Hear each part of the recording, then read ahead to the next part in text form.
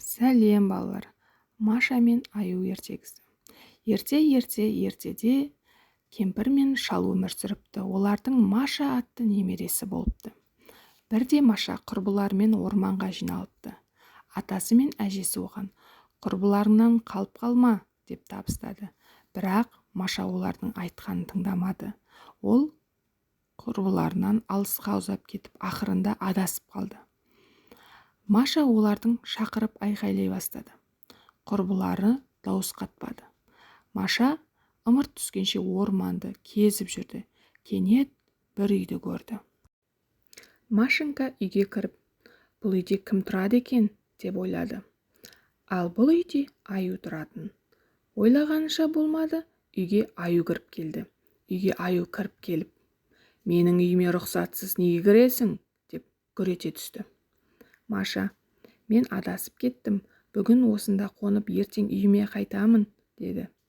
Жоқ, енді мен сені жібермеймін. Сен менің қолымда тұрасың.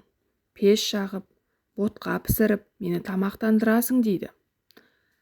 Маша біраз бұртиып, бірақ не шара? Ол Аюдың үйінде тұра бастайды. Аю күні ұзақ орманға кетеді. Ал Маша үй жинап, дәмді бәліш пісіреді.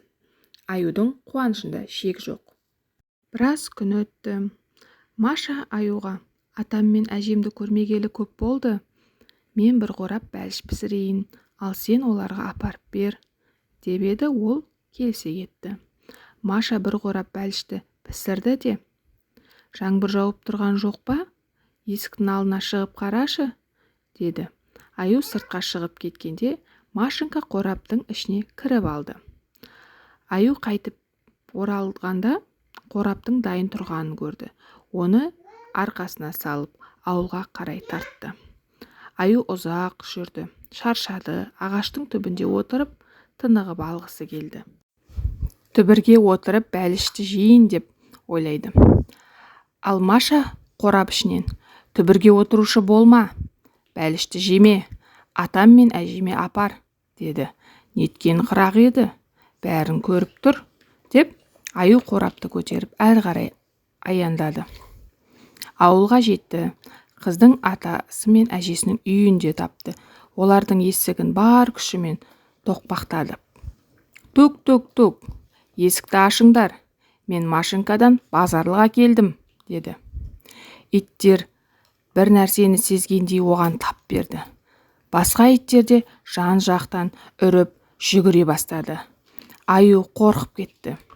Ол қорапты қақпа алдына тастай салды да алды-артына қарамай қаша жөнелді. Осы кезде үйден атай мен әжей де шықты. Қорапты көрді. Мынау не қорап? Деп әжесі таң қалды. Атасы қораптың аузын ашып қараса, онда Машенька отыр. Атасы мен әжесі Машенькамен осылайша қауышты.